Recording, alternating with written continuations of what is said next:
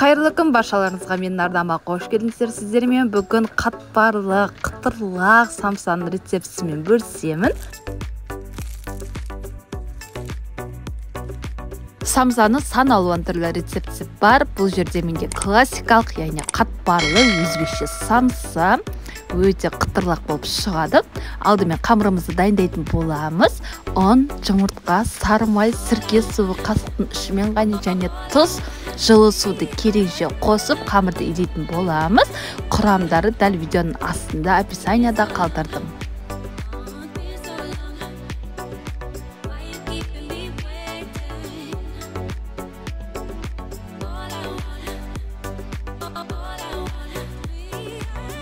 Қамырымызды илеп болған соң, яғни пленкамызды жауып 15 минут демалдыруға қоямыз. 15 минут демалған қамырымызды кері қайтадан илеп, тағы да бір 10-15 минут демалдыруға қоямыз.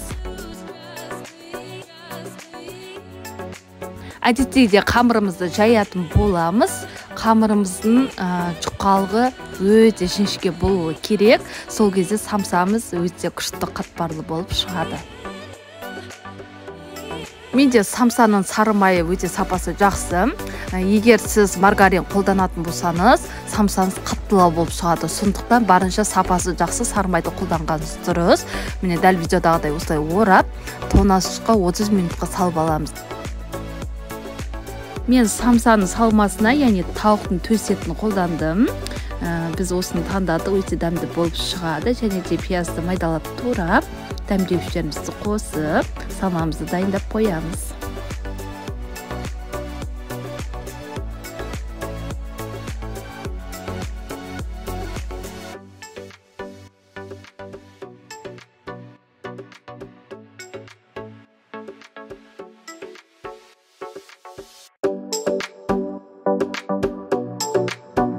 Неге мен қамырым дайын болды, арасында сары майларымыз қатқан, қамырға сіңген. Енді дәл осы видеодағыдай жайып шығатын боламыз.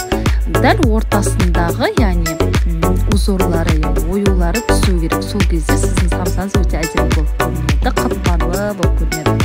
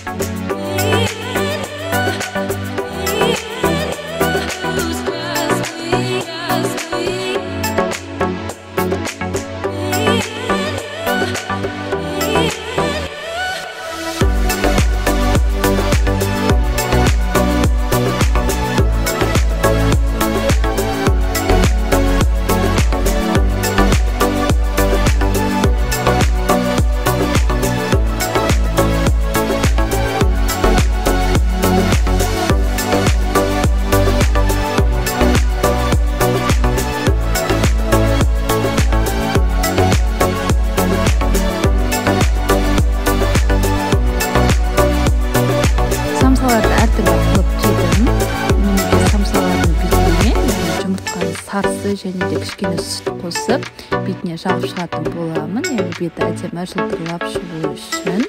Және де мақ күнжіт қолдандым. Өзіңіздің әсемдеуіңізге байланысты 180 градуста 20-25 минутқа пісіріп алуға жіберемін. Неге қатпарлы самсаларымыз дайын болды, тәбетті ашып тұр, өте дәмді екені сөзсіз. Және де қатпарлы, қытырлақ, жұп-жұмсақ болып шықты. Міндетті түрде осы рецептті дайындап көріңіздер. Сіздермен бірге болған Асема, менің арнама тіркеліп, колокольчикті баса кетіңіздер. Алдағы уақытта көптеген рецепттермен бөлісетін боламын.